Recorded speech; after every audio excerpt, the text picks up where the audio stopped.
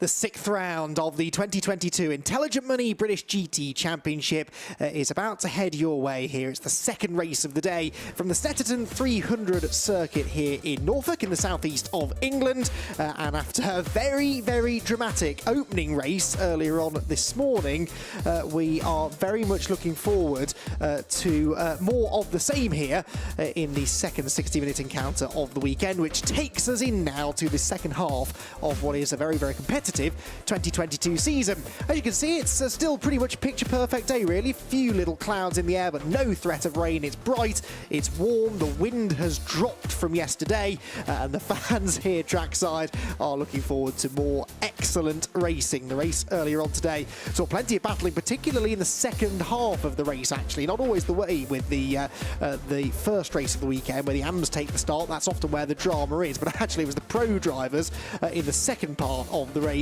who really provided most of the drama. Let's remind ourselves of some of the action then from that first race. It was Ian Loggy on pole position in the number 6 Ram Racing Mercedes with Flick Haig alongside. They settled in first and second into turn 1, with Mark Sansom in the Ginetta barrelling through from 5th on the grid to take 3rd through the opening few corners. It was a clean start, a couple of close moments further back, whilst Matt Cowley led in GT4, actually mixing it with some of the tail-end GT3 runners on lap 1. The fight really was for second place in GT4, the R Racing Aston Martin trying to make some progress. They eventually lost 3rd to the Team Parker Racing Porsche, which then set about attacking the Toyota of Tom Edgar for second. That was a fantastic battle through the opening part of the race. John Ferguson was scrapping with Adam Ballon, whilst that GT4 scrap got a little close for comfort. Some contact into the Wilson hairpin, not the last time that those two would make contact in the race. Ferguson eventually succumbed to the pressure from Adam Ballon and went off onto the grass through Murray's. That dropped him down into 10th place, and then it all really kicked off in GT4. Betty Chen was trying to make her way through, almost knocked Edgar off the road,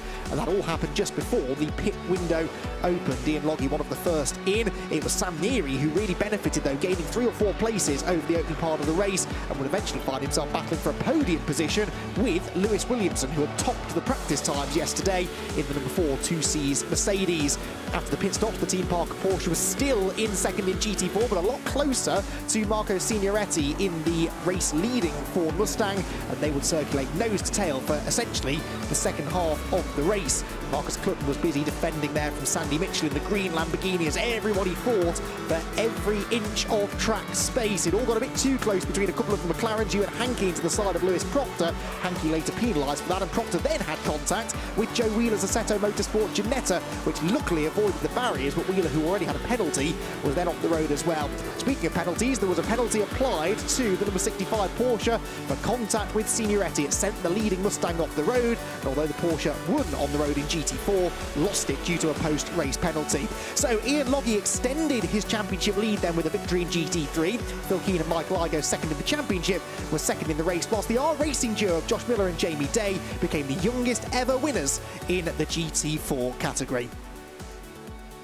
So a fantastic first race earlier on this afternoon, and as I said, looking forward to a replay of that. Basically a slightly different grid here, slightly different story with success penalties through the race as well, and it's going to be, I'm sure, another 60 minutes of drama. Andy McEwen, by the way, here in the commentary box, and down on the grid we've got, as per usual, Bryn Lucas, but also Joe Osborne, I believe, is down there getting in the way. I mean, getting some interviews from drivers as they prepare for the start of the race, and I'm a little bit jealous of them because they get to soak up all of the atmosphere, and Joe Osborne, always keen for an opportunity to escape the confines of the commentary box, get out in the sunshine, has found himself on the grid. Joe, how are you doing down there? Yeah, exactly. Always getting in the way, and actually you're a little bit slow there. I was going to grab a word with Johnny Adam in the Mercedes, but you can see the team already fitting the wheels. They've just come out of the tyre oven, so they'll be anywhere up for 110, 120 degrees. You see the big torque wrenches, they're going to be fitted to make sure that those wheel nuts are nice and tight. You can then see the car controller getting ready to wave that car into a super busy pit lane. If we can look down there, all the cars looking to get out. The pit lane is only open for a couple of minutes, so a real hive of activity. I spoke to Johnny earlier, starting P3 here. He reckons he can get onto that sort of top couple of spaces by the exit of turn 2. So really excited, really to see what we've got, Andy. We saw a great race 1. I think we've got an even better race 2 lined up as the 75 car fires up and gets released. The big old V8 Mercedes grumbling away. Beautiful noises down here in the pit lane. Yeah, the sights and sounds of GT racing are second to none, in my opinion, and Joe, as a factory McLaren driver, will know that that is very much true. He mentions that 75 Mercedes. If you didn't join us for the race earlier on today, you may not know that they actually led for much of the race, only to suffer a slow puncture in the second half of the race whilst Johnny Adam was at the wheel. He actually started to suffer from that quite early in his stint, managed it for a few laps, and then eventually the left rear tyre gave up the ghost within the last 10 minutes or so of the race. So a bit of a redemption story maybe incoming here for 2C's Motorsport. The 75 car starting fourth on the grid. Pole position will be Ulissi de Pauw in the number 15 Ram racing car that he shares with John Ferguson, and he's down there with Bryn. Klinger, look at you. Do you know what, we timed that perfectly, John, because just behind you your teammate's just pulled into place, and he's so solid, isn't he, from any position really on the grid, but his performance so far? Absolutely amazing. He's very, very talented and very quick, and we've been very lucky to get him, and even we're lucky that he's a silver as well, so all to play for in this one. What can you do from this position? Stupid question maybe, because you have all the pace, don't you, between you? We certainly, one of us has the pace. I'm not sure about the second one, but obviously, hopefully, Ulysse brings the car in the lead. We have no pit stop penalties, so it's just a matter of me trying to do my best and trying to make sure I don't make any mistakes and see where that leaves us. Yeah, well, best of luck. Cheers, thank you very much. Yeah, it was a fantastic effort for Ulissi de Pauw yesterday. Broke the existing qualifying track record by quite some way. It's a very Mercedes look to the front of the grid again for this one, with 4 Mercedes actually filling out the top 4 slots on the GT3 grid. Ram Racing start first and third, and 2C's Motorsport start second and fourth. So Lewis Williamson will be second. Callum McLeod will be third in the car which won earlier on today. Then Johnny Adam in fourth, and then we get to a Lamborghini. It's not this one, although this was the best non-Mercedes on the grid for race one, the WPR Motorsport car. Phil Keane will actually start this one from 7th on the grid, but it will be the Barber Motorsport car which starts on the inside of that third row of the grid. We saw the best result of the season within GT4, by the way, for Team Brit in the race earlier on today. The first ever all-disabled driver lineup in British GT, and I believe Joe is down there with them now to catch up. So down here on the grid, obviously, we a lot of the time talk about the fastest guys in qualifying and the winners of the race, but we also have some pretty cool stories all the way down the grid. In one of the McLaren GT4s run by Brit Racing, we actually have a disabled driver who uses hand controls for all of, not just the steering and the gear shifts, but the acceleration and braking as well. And Buzz, are just super interested, like, raced against you and out there. How does it feel in terms of getting the car stopped using your hands, and is there any like major negatives you find compared to if it was a conventional setup? Well, if I'm honest, I don't know any different. I've been paralysed since I was 15, so I've only ever driven in a car using hand controls. But the ones we have fitted in the Team Brit McLaren, they're the most advanced in the world. So in my road car, I have one hand on a hand control lever, and then I ever have one hand on the steering wheel at any time. But with the Team Brit controls, they let me have 2 hands on the steering wheel at all times, which makes such a massive difference. We're out here racing, and everything, I can control everything, you know, just from my fingertips. So to make them split-second decisions that I need to when I'm on the track, it just makes it so much better. Amazing. And race one, we saw 6th overall, second in class, best result of the season for you guys. What do you think's possible in this afternoon's race? So every round, every race so far this year, we've been making progress further and further up the grid. As you say, we got up to 6th and second in class in race one. So we'll be out here doing our best. We'll just have to see what happens in this race. Awesome. Hope you have a great race. Lovely to meet you properly. Best of luck. Take care. Thank you. Yeah, thanks, Joe. Aaron Morgan there, who has done a number of years of club-level racing, but I think by his own admission would say this has been a big, big step up. And, yeah, to get their best result of the season within GT4 earlier on today was a fantastic result. Right then, over to Bryn and Lucas. Who have you got now, Bryn? Sandy, working your way up the order is something you've had to do somewhat this season, and again this time, but you don't have any success penalties really you have to put into account. Yeah, I mean, yeah, I'm looking forward to this. We had a pretty solid qualifying yesterday, and we showed some pretty good race pace in this morning's race. So yeah, I'm on some new tyres, so hopefully I can try and use that to gain a position off the start. You know, we know it's pretty hard to overtake around here. It's quite a narrow track, but the Lamborghini's pretty good on the brakes, so you know, I'll try and get some opportunities into the hairpins if possible. And yeah, like you say, no success penalty, so P5 at the moment, but we'll be aiming to try and get on the podium if we can. Least podium at least, yeah? Yeah, that's the aim for us, and yeah, hopefully come out of here with some solid points. Good luck. Cheers. Sandy Mitchell there, great to hear from him. Sandy, as I said, is the best non-Mercedes on the grid, starting the Barwell Motorsport Lamborghini from 5th position. He's only 7th in the championship, though, with Sandy Mitchell. They did get that win at Silverstone, but really that has been the one highlight of the year. Contact at Alton Park and Donington meant non-scores. Not been a great season all round for Barwell. Right, we had a record broken in GT4 with the youngest ever driver combo to win a race, and they are now catching up with Joe Osborne. Exactly as you said, we've got two 16-year-olds in this car, and for race 2 we're on pole position here. So obviously a mega day yesterday and already a mega day today. What do you think's possible in race 2? Obviously we've got to serve a success penalty in this one, and just the main thing that we're looking for is a nice big gap in the first stint from me, and hopefully I'll pull out a good enough gap to give it hand over to Josh to see what he can do. Definitely a podium's on the cards with our pace, and just see how it pans out in the racing.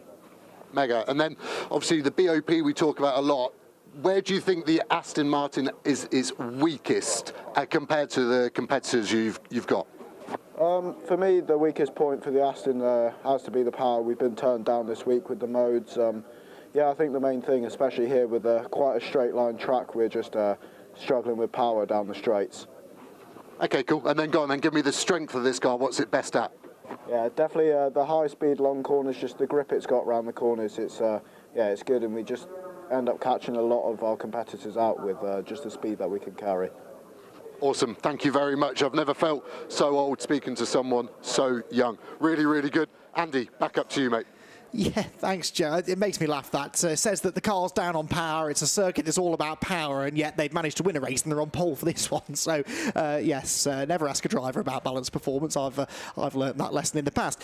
Championship being led by Ian Loggy, as you can see there, with Michael Igoe and Phil Keane in 2nd position. Let's go back down to the GT4 ranks, though, and catch up with Academy Motorsport. Well, Marco, you were looking pretty upset when I spoke to you earlier on, but a bit of more of a smile on your face because you're on the grid. Yeah, exactly. The boys did a great job to get the car back together, so looking forward to recover and obviously do better than we did in the first race.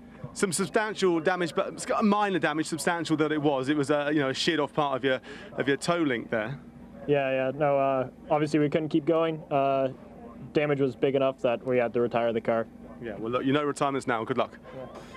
Yeah, contact whilst they were leading the race, the Academy Motorsport Ford Mustang, in the hands of Signoretti at the time, who'd done a brilliant job to defend that lead after Matt Cowley had done an excellent job in the first part of the race as well to build up a big lead. They sit 4th in the GT4 standings. There's a lot tighter, actually, in GT4 at the moment, with less than 10 points in it between Richard Williams and Senan Fielding, who came from the pit lane at the start of race 1 after an electrical issue delayed them getting out on track, to finish in 2nd place and battling their way past the Matt Topham and Darren Turner Aston Martin, which sits 2nd in the championship. There was actually contact between Fielding and Turner going into turn 1 as they did battle. So a significant result that actually for Stella, not only bouncing back from the adversity of nearly missing the start of the race, but also battling their way past their nearest championship rivals, with our racing moving up into 3rd place now. Josh Miller and Jamie Day after that record-breaking win earlier on in the day. So the grid's starting to clear, and you can see now the view at the front of the grid. That's the 2nd row of the grid. We can see centre of shot, the pink Mercedes of Ian Loggy, and then that blue and black one of Johnny Adam, who was leading the race, managing the gap when he had that slow puncture. Came and crippled the car, unfortunately, in that first race. But Johnny, coming from that 2nd row of the grid, is going to be gunning for a race victory, that is for sure. There's your front row, Ulissi de Pauw in the number 15 Ram Racing car, alongside Lewis Williamson, who's been rapid all weekend long. So the grid starts to clear. We get a better view of these fabulous GT3 machines, all of them running with somewhere in the region of between 550 and 600 brake horsepower, but the way in which they deliver that power significantly different between each car. You've got the likes of the 4-litre engines in the Bentley Continental, the McLaren 720S, for example, 3-litre straight 6 in the BMW, which in this opening stint at the hands of Joel Eriksson should be able to move forwards through the grid. The sights and sounds of GT racing, as I said, are really what makes this such a spectacle, and a great opportunity here to take a last look at the cars before they set set off onto their green flag lap. There is the front row of GT4, and it is the R Racing Aston Martin on the left on pole, the Audi alongside, starting second in the hands of Sennan Fielding, the same position from which he finished the earlier race, as it happens, after that electrical issue that we mentioned, the Ford Mustang wanting to move forward. The Ginetta of Joe Wheeler had a couple of off-track excursions over the weekend, ran wide in qualifying and early in the race, did that car, before eventually getting tipped into the spin. And there at the back of the grid, haven't mentioned this yet, but Seb Hopkins in the number 65 Team Parker Racing Porsche has been dumped to the back of the grid, and that is for an accumulation of behaviour warning points, basically, for various bits of contact throughout the season. So the number 65 car, which won on the road in GT4 in race 1, now has to come from the back of the grid in race number 2. So the grid is cleared, and Joe Osborne has made the long trek from grid to commentary box. And yeah, some interesting stuff there from drivers on the grid. What are you thinking for this one then? Because we thought maybe these balanced performance changes would hinder the Mercedes. I don't really think they've had quite the effect that some people thought. So are we going to see Mercedes domination, or can some of those starting outside the top 4 seriously challenge them this time? Yeah, I agree with that statement. I thought the Mercedes were going to be kneecapped really with the weight and the less power given to them, but we really saw at the end of the stints, didn't we, where the Mercedes seemed to go through its tyre that bit quicker, especially at the end of the race with the pros in it. Phil Keen's pace in that WPI Lamborghini was brilliant, where the Mercedes was struggling. We saw a puncher for that car, Flick Hay shares with Johnny Adam, and those tyres have done less than the stint. So yeah, of course, sometimes punches just happen, but yeah, the harder you run a tyre, the more likely it is to have an issue. As we see big smoke there from one of the McLarens. I think that was the Clutton Enduro car getting some heat in those tyres we're talking about. So it really needs to be done at the start, these overtakes, I think. Yeah, it could be a lively start to the 1 hour race, I reckon. Ulisses de Pauw then gets his first ever pole position in British GT, and he's got Lewis Williamson alongside him. Ram Racing alongside 2C's Motorsport on row 1. Copy and paste for row 2. Callum McLeod, the race 1 winner, is third, with Johnny Adam, who he will say should have been the race 1 winner, starting alongside him. Then it's the Barwell Lamborghini of Sandy Mitchell, the Enduro Motorsport McLaren of Marcus Clutton, winner last time out at Donington Park in such dominant fashion. Then the 4th row shared by Phil Keen, the driver with more wins than anybody else in British GT, and Ewan Hankey in the 76 McLaren. Row number 5 for Lewis Proctor and Will Tregurtha in the car that ran 3rd in the early stages in race 1 until Mark Sansom had a spin whilst chasing down the race leaders. Then outside the top 10, James Dorling for Redline Racing, and Sam Neary, who finished on the podium in race 1 but has a lot of overtaking to do if they're to repeat that this afternoon.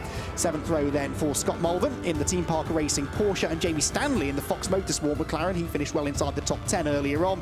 Joel Eriksson in that Century BMW is next alongside Martin Plowman, and at the back of the GT3 grid is James Kell in the number 2 Rocket RJN McLaren, which had a spinning qualifying in James's hands and has just struggled a little bit for pace all weekend long. Then in GT4, our most recent winners, Jamie Day and Josh Miller, start from pole position, with Sennan Fielding, the championship leading car, starting alongside. That's the front row of GT4. Then Will Burns, the reigning champion, has Matty Graham for company. That Beluga Racing car is a good shout for a race win here today, I think, in this second race. Then it's the first Pro-Am entrant. Remember, that is Darren Turner, the pro, who should be on his toes to move forward from 5th. He's got Signoretti alongside, who's got a bit of a point to prove, I think, having been punted out of the lead in race 1. Joe Wheeler's Ginetta is next alongside Mo Ritson's Paddock Motorsport McLaren, which also appeared to have either tyre or suspension related drama, which took them out of contention. Then it's Jordan Collard and Tom Rawlings Toyota alongside BMW. Michael Broadhurst in the Motor Swan Racing McLaren is next alongside Bobby Trundley in the Team Brit McLaren, with Seb Hopkins, as we've said, in that Team Parker Racing GT4 Porsche Cayman, sent to the back of the grid, and we've got the onboard camera with him, which gave us some brilliant shots as he well and truly got stuck into the battling in the race earlier on today. So through the final sector they come then, preparing for the start of the race. 60 minutes of racing, mandatory pit window, which for GT3 opens at the 22-minute mark, for GT4 at the 28-minute mark. Both classes having 10 minutes to come in, get their driver changed, unchanged tyres if they wish. I think most, if not all teams, did that in the race earlier on. And success penalties to be served when we get to that point as well.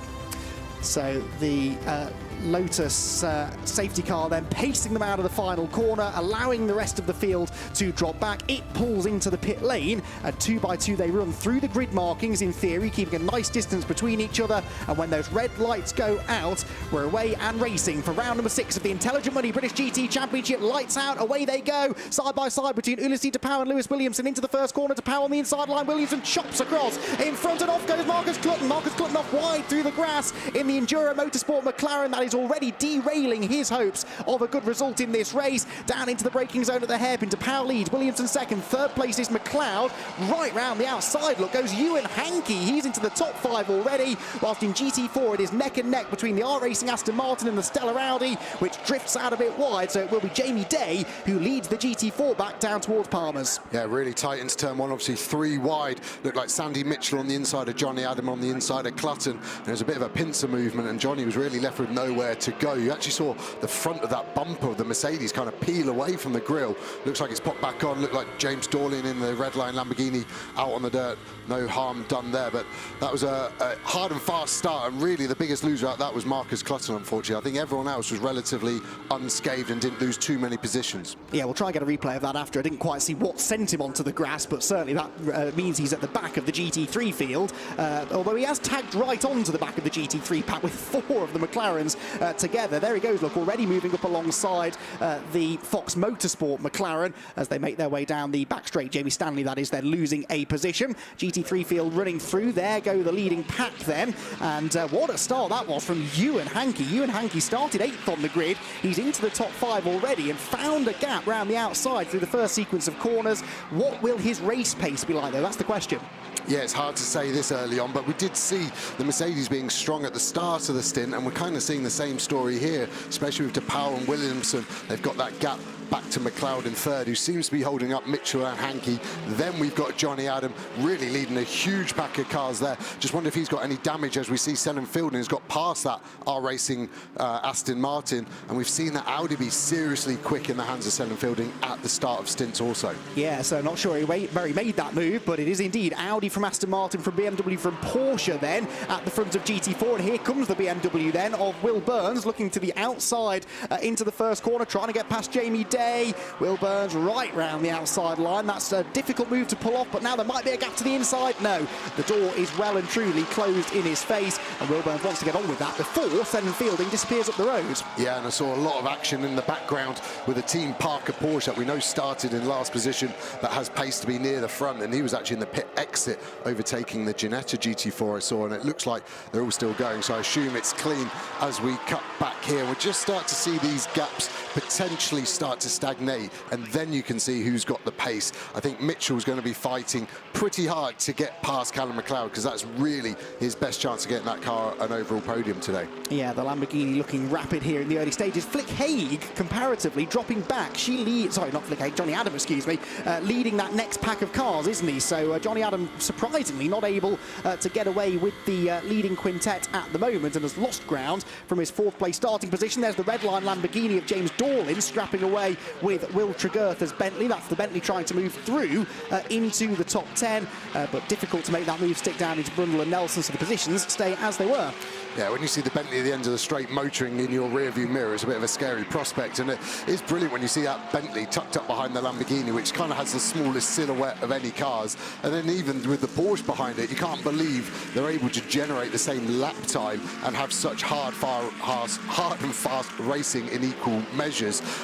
But yeah, I think Johnny Adam must have a bit of damage. The cars are so aero dependent. If he got his splitter kind of damaged either on the top half or the bottom half, it's just going to affect all the airflow to the back of the car, and potentially he's down. When you look at the sector times, he was a second down in sector 1 alone to the leading Mercedes, and obviously in qualifying he was a lot closer than that. He did start directly in front of Marcus Clutton. I don't know whether they made contact, but we know Clutton ended up on the grass, and now Johnny Adam seems off the pace, so we'll try and piece that together if we can. Down towards Agostini we come then for the 3rd time. The lead gap is 1.2 seconds to power back to Williamson. Williamson's 2 seconds up on Callum McLeod in 3rd, and this is partly why, because McLeod is really having to defend hard here from Sandy Mitchell and Ewan Hankey, and as he defends, that slows him down ever so slightly through the corners and allows those top 2 to break away, and adds to the frustration of Sandy Mitchell, Mitchell because he wants to get this third place before the leaders completely vanish off into the distance. Where does the Lamborghini have the edge over the Mercedes then? In a straight line, you would doubt. He's got to outmaneuver Callum, surely. Yeah, normally the end of the straights, the Mercedes is quite a draggy car, so it generates a lot of downforce, but the negative of that is it creates drag, and the Lamborghini is the opposite way round. But this weekend, the Mercedes seems to be very strong at the end of the straights, almost sort of nullifying its own Achilles heel, and that's why we're seeing a Mercedes 1, 2, 3 at the moment, and it's really hard for these guys who obviously got more pace over a lap to get past that Mercedes and really show their true potential lap time wise. Yeah, they changed that balance of performance overnight, added weight to the Mercedes, took some power away from them, and it seems to have brought the others a little bit closer. Certainly Sandy Mitchell is all over McLeod as they come out of Murray's corner, but picking your moment to pass around here, especially when they're all as evenly matched as they are, is not all that easy to do. So 3 laps in the book then, things settling down at the very front of the field. Sandy Mitchell still stuck behind McLeod, but no change of position as they head into the first corner. There goes Johnny Adam ahead of Lewis Proctor, Phil Keane and Sam Neary. Tregurtha to the outside of James Dorlin. As you expect when you've got all of the pros in the cars at the start, nothing to choose between them performance-wise, and that's why we're seeing nose-to-tail battling throughout. Sam Neary with a mistake at the hairpin will just about keep Dorlin behind. Yeah, it's so hard to overtake round here in a modern GT3 car. It's so hard to get a run on them with the sequence. So here we have the replay I want to see. So look at that Mercedes on the second row. Quite a big gap to Williamson in front. Clutton sees the opportunity, goes to the outside, but the Lambo on the inside is also there, and it is literally 3 into 1 there, and Clutton becomes the biggest sort of casualty of it, purely on physics. So this is the onboard we were talking about from the start, back of the GT4 pack, coming into turn number 4, the second hairpin, tucks it in nicely. You can see the 3 wide Mustang on the outside, Ginetta into the paddock. McLaren there, a bit of bodywork coming off, but not too bad really. Yeah, got away with that. The Mustang was involved in that as well, wasn't it, of Signoretti. So from the back of the grid then, Hopkins is already marching his way through the GT4 field. I've got him in 8th position, right behind Marco Signoretti, with whom he tangled in the earlier race. That could be a tasty battle to watch out for. Speaking of tasty battles, the 3rd place scrap in GT3, as close as ever. It definitely looks like Sandy Mitchell has a pace advantage over Callum McLeod, but how much of a risk is he willing to take? How much of a risk does McLeod take in defending? Because he's driving the championship leading car. His job this year is to get Ian Logie a championship. And is that Williamson slowing? Yes, it is. Lewis Williamson from 2nd place into the pits. And that had all the hallmarks of a rear puncture. Exactly, which the sister car had in race 1. So is it something 2Cs are trying to get more performance out of that car? It's looking all right on the right-hand side. The puncture was on the left rear for Johnny Adam in the sister car, like we mentioned. Car will come into the box, stop nose in 45 degrees. Let's see where the mechanics go to. Looks like the rear right they're not happy with. Looks inflated to me, but the car does have a TPMS system, so a tyre pressure monitoring system, which the driver can see on the dash, but also the team, and they may have just seen that dropping. My fear is that tyre could have been okay. Of course, it might have been a slow puncture that we can't spot, but you do get sensors failing. And have they just spooked themselves of the sister car having the same thing? Have they tried to catch it too early? I don't know. We can ask the team later, but that is a huge change. That's got rid of one of our huge podium sort of contenders, really. So much potential for that car this weekend, and it's just not quite come together. They were 4th in the first race, but missed out on the podium, and from 2nd place, they come in for a tyre change. You can see there the front of Johnny Adams' car. Yeah, that car is not as Mercedes designed it, is it? The front bodywork is actually coming loose, and not only is that an aerodynamic concern, but the clerk of the course will be watching that. If he feels that there's a danger that bits of that Mercedes will start flying off, they could be called into the pit lane to get it fixed. Yeah, I'd say he's on his last suspension carbon rivet there. That's not going. It looks like where the wheel arch gets rid of its dirty air out the top has come loose. So the Mercedes bonnet is tight in the middle. That's safe. It's the rear, sort of the front wheel arch, and above it, that is the issue there. And the problem is if Johnny maybe hits a curve that he's used to using, that could be enough to put that wheel high into its sort of wheel arch and maybe even damage it more. So yeah, it's going to be a hard one. They're going to pray they can get to the pit stop and throw a load of gaffer tape at it and make it last the distance. Even watching from an onboard camera, seeing a driver counter-steering through Coram makes my heart skip a beat. That is not a place you want to be fighting oversteer, but Phil Keane knows how to handle a Lamborghini GT3 car, that's for sure, and he keeps good pace across the start-finish line. Right, back to GT4. What's going on here? Well, Sennan Fielding is still leading. There he is in the alley. Second place now then for Will Burns. Third was Jamie Day. It is now Matty Graham. So Matty Graham gets the Beluga Racing Porsche ahead of the Aston Martin. And as I said, that 51 car I think is a good shout for a race victory here. No success penalty to be served for that car. And we know that Matty Graham and Ross Wiley have been quick. And now they've broken into third place. They'll be chasing after those leading two. Yeah, I'm really surprised at the lack of pace from the R Racing pole-sitting Aston there.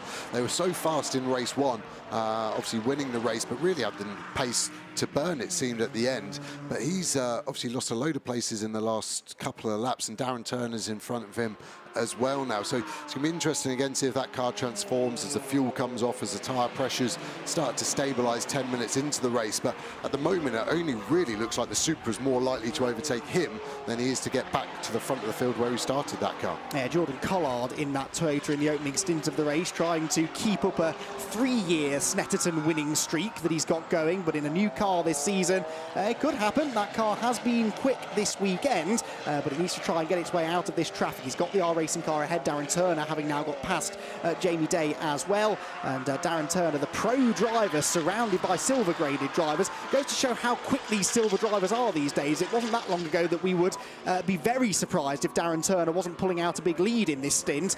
Actually, he's struggling to dig himself out of the midfield. Yeah, and it really shows the quality of drivers coming through the ranks now, and unfortunately it's a real thorn in my side when you get these young pretenders coming along to a test day and you've really got to pull out all the stops to kind of show them how it should be done in a lot of ways. Jordan looking to the inside into Oggy's, bit of a feint trying to distract more than anything else, but you really notice how much closer these GT4s can run nose to tail than the GT3s. It's just so much less aero dependent. As we see Sandy round the outside, that move should stick all the way in. That's interesting. So Callum must have had to defend into turn 2, and Sandy's done the hard work to get a strong exit out of there. Ewan Hankey will be trying to pounce while the iron is hot into this fourth corner. Adam Ballon, teammate of that 72 car of Sandy Mitchell, looking pretty happy right now. But that was a mega move on the exit. It'll be interesting to see how he lined it up. Looks clean in my opinion so far. Yeah, had to use a bit of the grass on the exit of the corner to do it, but look, he's already getting away. There's no doubt Mitchell is the quickest of those two, and I reckon Ewan Hankey might be able to match him as well. Ewan, though, stuck behind the Mercedes for the time being. On board with Ewan Hankey, the 76 car that he shares with Mia Fluid. This has been about the most competitive they've been so far this season, I'd say. All weekend long, they've been well inside the top 10 every session, but he's not quite close enough to the Mercedes there as it comes out of Williams. Now, the McLaren has been given a bit of a BOP boost, hasn't it? A bit more power and a bit less weight, but it didn't look like he was catching the Mercedes down the back straight, was it? No, not a single inch I don't think was gained on that Mercedes, and I know the car well inside out, and I know its strength is end of straight speed. I think that Mercedes has played a blinder this weekend. It's right at the top of its game, and it's really showing itself here. And through Coram as a corner, the Mercedes loves the front engine, really gets a lot of weight over the front axle. And again, you can see Ewan not really able to make any space up there. So hard to see under the brakes, you get the concertina effect. So it always looks like you're gaining, but then unfortunately on the exit, you usually lose what you go. But this battle is really sort of heating up, isn't it? Everyone looks a move. Signoretti down the inside, which forced Collard into the back of the R Racing car. This could give the Mustang 2 places for the price of 1, I think. Doesn't quite get the exit speed. Hard to say from that angle, but you'd imagine there's a little bit of contact on Collard there in the Toyota in front of us right now. It's forced him a little bit wide, but the Mustang has the place, more importantly. And Marco Signoretti has the fire in his belly, doesn't he? Because he feels robbed, there's no doubt about it. Hard to argue with him either, really, after what happened in the earlier race. And that was a bold move. I couldn't quite see from that angle whether he got into the Toyota, but certainly the Toyota knocked into the back of the Aston Martin. Either way, Signoretti gains 1 position, which puts him now ahead of Jordan Collard and behind Jamie Day. Collard now moving to defend from Seb Hopkins, who's done a good job here, hasn't he, in that Team Parker Porsche, back of the grid, solidly up near the front. Jordan Collard right over the curb. That was about as much curb as I've seen anyone take through that right-hander at Nelson so far, and it was almost too much. Yeah, almost like you forgot he's in a left-hand drive car there when you get in your foreign hire car and take a corner off it on a lamppost. But that was amazing. He must have 2 foot of clear air. I mean, at least his tyre wear on the right-hand side is going to be a little bit better than everyone else for at least 20 feet. But he looks racy again, doesn't he? It's so hard to call. And now we've got Mo Ritson on the back of this pack as well. Everybody's having to do 2 jobs, attack and defend. We have seen the R Racing car pick up a bit of pace on that last lap to break free. So maybe finally that car's coming back alive. To have such a fast car in qualifying and in race 1 does seem a bit strange that they're not right at the front, because Senham Fielding has literally gone, hasn't he? We can't see him in any of these shots. The pace that Audi has got is unreal right now. He's 2.5 seconds up on Will Burns at the moment at the front of the GT4 field, and Burns then 1.6 ahead of Matty Graham, who was less than a tenth faster than him on that previous lap. Back on board then with Seb Hopkins as he runs through the left-hander at Palmer's. He is running 8th overall in GT4, 7th of the Silver Cup drivers or cars, because of course you've got Darren Turner up there as well, running 4th place right now within the class overall, down into the braking zone. These two cars, which did battle over 2nd place actually in the first stint of race number 1, again find themselves together. And there goes the Ginetta of Joe Wheeler with Michael Broadhurst behind. We haven't seen that Motor1 car out much this season, but Michael Broadhurst right in the mix here, and looking to try and get past the Ginetta as well.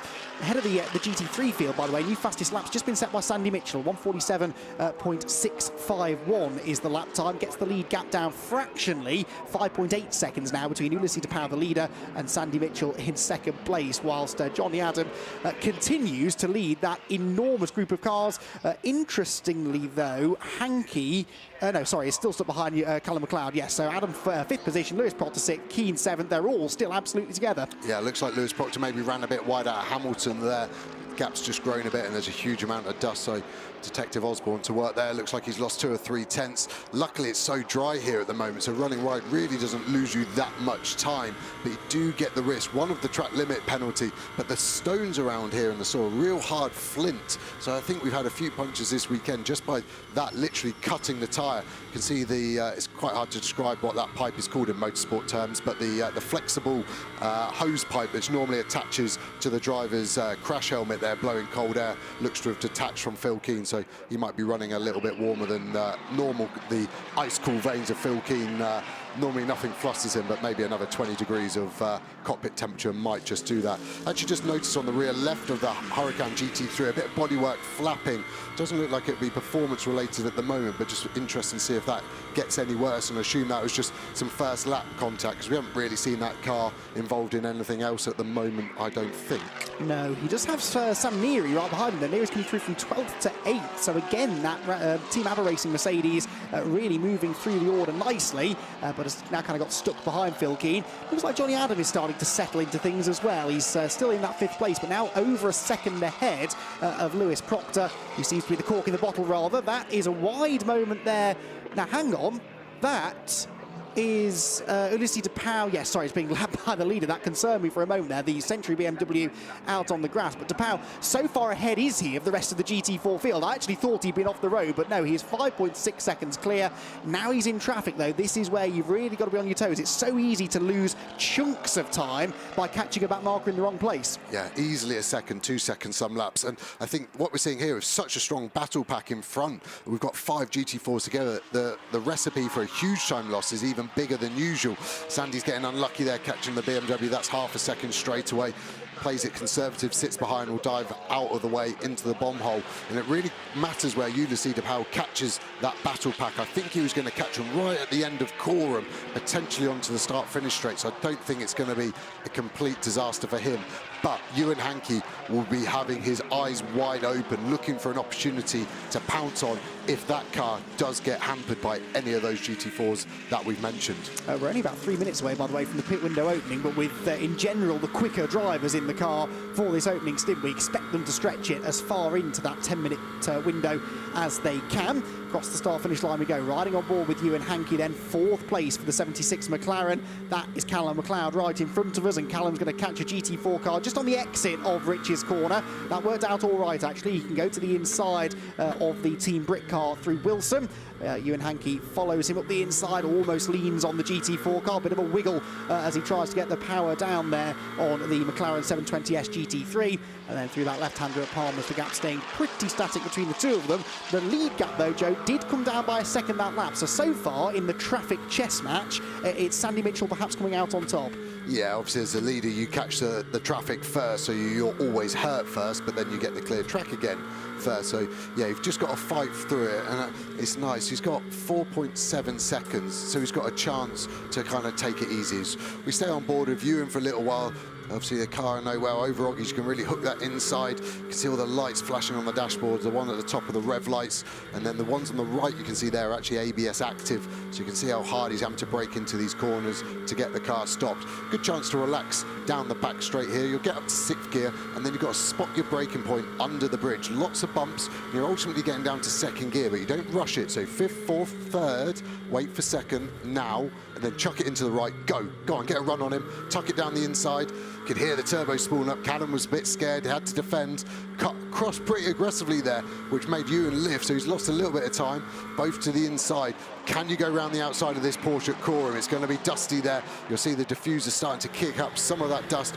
Ewan looks like he's going to hedge his bets and look for a good cutback out of here and go. Callum was that little bit too far in front where he could let the car run wide as we cut to that GT4, and that is a great illustration of the power difference as those GT3s turn into little dots on the horizon. Yeah, here comes Hankey there around the outside of McLeod through Riches. That was brave and ultimately did not work. Can he get the switch back to the inside at Wilson? No, they've got Jordan Collard's Toyota in front as well. This, remember, for 3rd place in the GT3 category, and McLeod is very late on the brakes into Wilson. I thought for a second he was going to go sailing straight on, but no, hooked up the apex and for now hangs on to the position, but really goes to show, and that onboard view we had in the second half of the lap previously really demonstrated just how easy it is to lose time through the back markers or indeed gain it. Both of them to the inside of the Mustang. Hankey looking to the inside. There is not a McLaren sized opening though, and so again has to sit behind, and patience right now is key. It's so tempting to go for that 50-50 manoeuvre, but he's got to try and preserve the car to the pit stops, and now they get separated temporarily by the R Racing Aston Martin, so the gap goes out ever so slightly between the two of them. Into Oggies again over the curb, and Ewan Hankey just dropping back ever so slightly, but then into the next corner. Look, McLeod gets delayed by Darren Turner, and it ebbs and flows back again. This is fascinating stuff. Really is, and I actually think Ewan's being quite friendly and gentlemanlike in terms of the turn 4 approach there, where McLeod got held up. He showed his nose, but then almost broke that little bit early, so McLeod knew the move wasn't coming and could then focus looking forward again. I think Ewan just needs to kind of drive a bit more horribly and kind of make McLeod go, I'm in the championship lead here with Loggy. Should I risk this or should I not?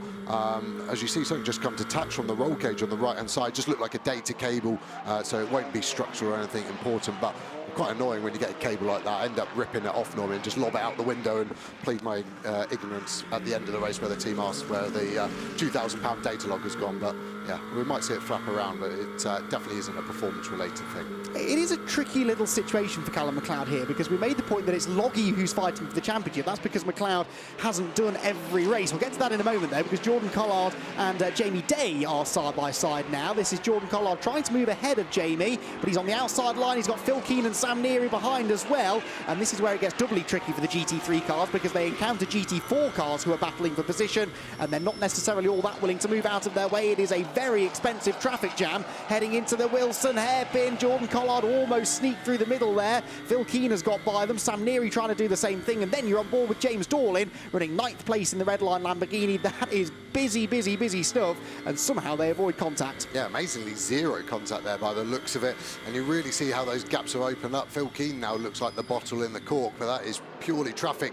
As we see the Bentley and the Porsche side by side, don't think that's going to quite work out. The Porsche got good traction, but the Bentley has the better position as Collard is back on the inside. Wow, that was a huge speed difference on the exit of a corner. I can only assume Callum McLeod had a big slide just before we cut to it and had to lift off the throttle, but it's very rare that you see a closing speed on the exit, because the throttle point is the apex, and that's the same no matter what car you're in effectively. McLeod did seem a bit loose going through Williams as well. The next corner, almost like perhaps the back of the Mercedes AMG, is not quite as planted as he might like, and that is absolutely music to the ears of Ewan Hankey. As soon as you start seeing the driver ahead making a few mistakes, you kind of start thinking, right, I'm in their head, their car isn't handling like they want it, this is my opportunity to attack. But actually McLeod repels that attack and gaps him again through the next sequence of corners. There goes Senan Fielding, still leading in GT4. Second is still Will Burns. Third still the Porsche, and that's almost 3 abreast into Coram as Sam Neary bullies his way past Darren Turner, who does then not make life easy for James Dorlin. We've had some changes here, though, I think, haven't we? No, Keane has just escaped from them a little bit further up the road. So Neary getting delayed, and in comes Dorlin. We are into the pit window. Normally, Joe, we'd see these pros staying right till the end, but they're getting delayed so much in traffic, they're trying to get some clean air. Yeah, 100%. It looked like it was a late call as well. It almost like the team had said to him, box when you're going to get held up. So normally you get told when to box, which exact lap. But here, because there's no refueling, that strategy, it's almost like an open window. So it looked like you could lose 2 or 3 seconds in the next sort of few laps, but normally that's the gap to the AM. So I think this is a bit of a desperate roll of the dice. I don't think it's a genius masterstroke. They are changing tyres. Look pretty new to me. Didn't see any stickers, but they look like matte, which is normally how they come from Pirelli. So cut to Ulysses de Pauw, who seems to have all the track to himself after struggling with the traffic. That gap has come down, but still 4.4 seconds. You can see Mitchell looming in the background. Sector-wise, very similar in Sector 1, 1/10 quicker for Sandy, but that really isn't enough to overhaul that lap time. The interesting bit we have seen is Adam Ballon taking over the Lambo versus John Ferguson is faster. So they might not have the track position, but will they have the chance then to get the AMs to do the racing? Interestingly, that was cool. A lively rejoin to the race there for Alex Malikin. Interestingly, Sandy Mitchell set the new fastest lap a lap ago, though, nearly a second quicker, 9/10 quicker than Ulysses de Pauw. And I don't think Ulysses had any traffic. Look, there's no GT4 cars in the distance behind them. So is this maybe the pendulum starting to swing back in the favour of the Lamborghini? It's a 1:48.3 for the leader, 48.1 there for Sandy Mitchell. So you can see that on that previous lap, he was quite a bit quicker than de Pauw, but can't seem to do that consistently. Yeah, so he gained 8 tenths in one lap, but lost half a second in the previous 2. So obviously a net gain of 3 tenths. I do think the Mercedes seems to work its tyre harder, and the Lamborghini seems to be very good on it. Are we going to see enough of that to get that 4-second gap down at the end of the stint? Probably not, but it's a team sport, right? That's making Adam Ballon's job easier at potentially catching John Ferguson in the second half of this race when they do the driver change. Yeah, that would be an interesting battle as well, wouldn't it, between John Ferguson and Adam Ballon. Ballon did out-qualify Ferguson by a couple of positions in Q1 yesterday, which was for the AM driver, so maybe Ballon would have a slight pace advantage, but actually they could be very, very evenly matched, couldn't they? 4.2 seconds then is the margin between them. Quick update from Bryn in the pits, by the way. The number 32 Lamborghini did take on new tyres, not scrubbed. So you were right there, Joe. Your eyesight not letting you down. Brand new Pirelli rubber for Redline Racing, and that's going to help Malikin get up to speed. In fact, I think that was him, wasn't it? Just in front of the race leader, Ulysses de Pauw. So yes, he's an AM driver sharing the track with the pros, but he's at least got brand new rubber. And we know, don't we, these Pirelli tyres in the first few laps especially can yield a lot of grip. Yeah, definitely, and that might be enough to gap the delta between Malikin as an AM and Ulysses de Pauw as a pro. But these guys have probably got another 3 or 4 laps. Potentially that Redline Lambo could start to hold Ulysses up, and then that's going to play into the Barwell Lambo hands even more. So there's quite a few interesting dynamics there. Looked like that gap was already coming down. So 4.1 at the last split we had. What's it going to be? Under 4, I think, maybe 3.6, another half a second gone. It's race on, isn't it? I think so, yeah, you're absolutely right. I think, again, the Lamborghini looks better in the second half of the stint. And of the Mercedes, actually, the 15 car was the one that did seem to struggle the most on tyres towards the end of the previous race when Ulysses was in the car. I think they probably put new tyres on in race 1 as well, because Ulysses got the lap record, and that would be pretty hard, thus meaning they won't have saved a new set for John Ferguson. So he's got the choice of either being on these tyres or the tyres he qualified on is his best option. Not really much life difference, but the team would have a chance to get a better pressure and more time in a second set if they do decide to change. As we see the Abacar pitting, all looks relatively normal. Sam Neary lobbing his seat back into the garage, will be strapping his dad in. Must be quite a strange dynamic, that father-son. I mean, I get on very well with my father, but I think I would get pretty frustrated with him racing on a GT3 level, that's for sure. And luckily for Sam, Richard is among the fastest of the AM drivers in the championship, so certainly does not let the side down in that respect as Richard Neary. So lead gap down to 3.6 seconds, came down by another 2 tenths in Sector 1, and you can see there that, yeah, de Pauw had just got himself up ahead of Alex Malikin. So Malikin, even on those fresh tyres, not quite as quick as the pro drivers around him. It does look likely then that Red Line are going to lose some time through this pit sequence. Remember, the GT3 pit window is open from 22 to 32 minutes, so they've got another 3 and a bit minutes left, so they can get at least another couple of laps in here before they have to dive for the pit lane. And I don't think either of these leading two cars are going to be in any rush to get into the pits. 3.4 then was the margin. Let's see what it is this time. It's a 1 minute 48.70 for DePau and a 47.9 for Mitchell. It is about half a second every lap, isn't it? And there goes Richard Neary right in front of Mitchell. That will have cost Mitchell time. I'm not sure he's going to fully clear him either. Richard Neary's right in the heat of the battle. He will not yield there. One, because he doesn't have to, and two, because he doesn't really know how it's going to transpire. Yeah, great cutback from Mitchell. He's going to have to go a little bit round the outside. He's not fully clear. He tried to squeeze Neary, and he saw him just put him onto the dirty part of the track.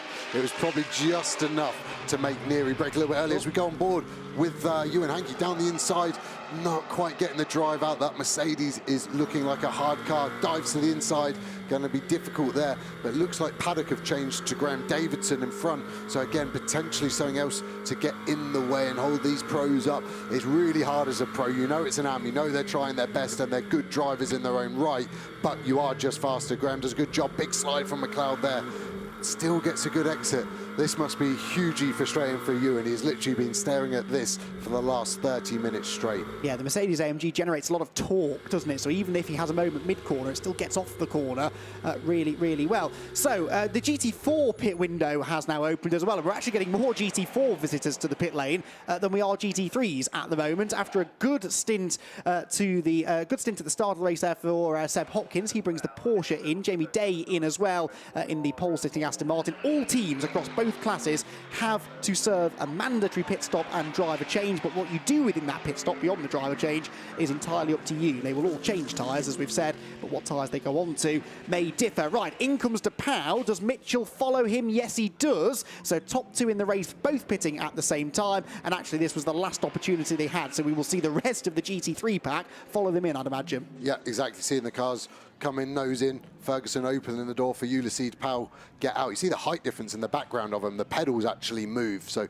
they can keep the seat fixed. Sandy coming to a nice stop. Adam Barron running out, open the door. And then it's all about just not rushing it. You do have this mandatory time for safety. Back in the olden days, you used to happily jump in, drive off, and then deal with your seatbelts on the way out. Seeing Ewan getting out and tucking that belt over the top of the seat, in fact. So when Mia Fluid jumps in, it doesn't go down the back and all get caught up. If the pit stop goes well, you've got 8 to 10 seconds spare. So it's not a lot of time, but it's enough time to do it safely. Seeing a tyre change for Callum McLeod, they looked used to me. WPI have got a new set though. You can see that sticker on the top right that's going on. So Igo is going to have a brand new set. Push back there, needs to pull away straight away. Nice and clean pit stop, nothing wrong there. Where's going to be Barwell? The GT4 seems to be pushed back in his way, but should squeeze past. And then with everyone in the pits, the track looks quite clear nicely. So let's see where everyone slots out. Can't quite, the Barwell Lambo's only pulling away now. So it looks like that gap's probably grown a little bit from the sort of the low fours we were seeing towards the end. Yeah, neither of those cars had success penalties to serve. There were 10 seconds for number 6, 7 for number 18, and 5 for the number 8 Team ABBA Racing Mercedes. Remember, if you're on the podium in a race, you have to spend longer in the pit lane in the next one. So it is going to be Ferguson then still ahead. Their pit stop's actually pretty comparable in the end. I think that long distance view perhaps shrinking the gap slightly. There is Ewan Hankey, and now of course Hankey will benefit from the fact that the number 6 car had the extra time in the pit lane. Yeah, Mia flew it in the car. It was close if she crossed the white line. The solid white line you could not cross, so it was where it goes hatched, right on that other white line that runs across the track. That's the safety car number 1 line. It's difficult. I just hope for Mia there's no marshal looking. The marshal on your left would be the one that would spot it.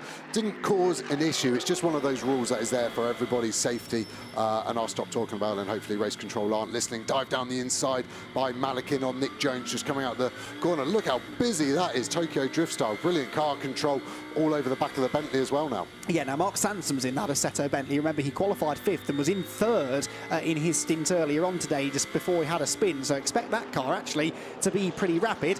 There's Ferguson then. So in the first sector, is that gap going up or down? It looks pretty very stable to me. He's going up the inside of the Toyota, which is still being driven by Jordan Collard. Some of the GT4 cars, of course, have not yet made their stops. All of the GT3s have, though, because their 10-minute window to make the pit stop has just been completed. And John Ferguson then trying now to get himself up to speed, and such a difficult job this for any driver, let alone an AM. He's fresh into the car, the tyre pressures aren't where they need to be, and he's straight into traffic. It's really hard. You just have to get straight on it, not be desperate running wide there. But now he's got a chance to breathe down the straight. So be interesting to see what this gap has got to. I think it's going to be a little bit more than that 4.7 that we last got the watch on it. So let's see what it is. Ticking through 2.8 seconds. It looks a little bit longer than that, but let's see as Adam Ballant gets into it. I'd be surprised to see that gap doesn't start to shrink as well. Yeah, I think it was 4.7 at the end of the previous sector, so it did come down in the last sector, but of course Ferguson had to find a way past Jordan Collard's Toyota. That's something now that Adam Ballant will have to do. Mia Fluitt, by the way, is in third position ahead of Flick Haig, as the Lamborghini is indeed being delayed as they head through Palmer's for this 19th time in the race. So that's how the leaders in GT3 look. Sennan Fielding still leads in GT4 and has not yet made his pit stop. So the number 42 car has a lead over Darren Turner of 5.2 seconds, but we know Turner's pit stop will be a little bit shorter. So expect Darren Turner, or at least Matt Topham, when he gets back out after the pit stop, to be in a favourable position. Stella Motorsport, though, just continuing to show everyone else a clean pair of heels, at least on outright pace on the track.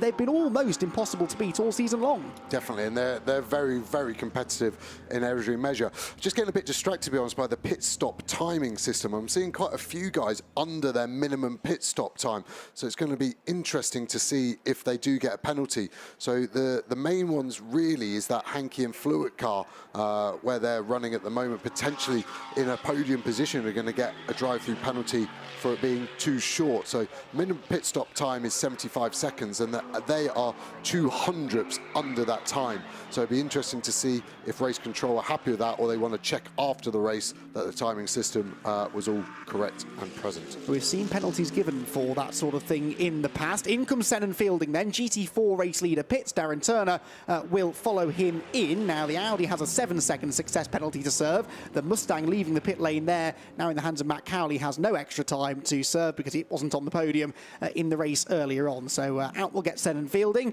and in will get Richard Williams. They've had success here at Snetterton in the past, and they're looking to try and get another win here today. There goes Turner in for Topham.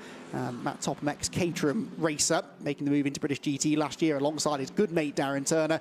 And could they be on course for another victory maybe in this second race of the weekend? They have won once already in the Silverstone 500, the 3-hour race on the Silverstone Grand Prix circuit a couple of months ago, and they've been on the podium a further 2 times. Right, back to some of the GT3 battling then, and this is Mike Ligo on the tail of Ian Loggy. So Loggy deeper in the field than we're used to seeing him here, running in 6th place. Yeah, and Igo looking punchy on that new set of tyres we saw getting fitted.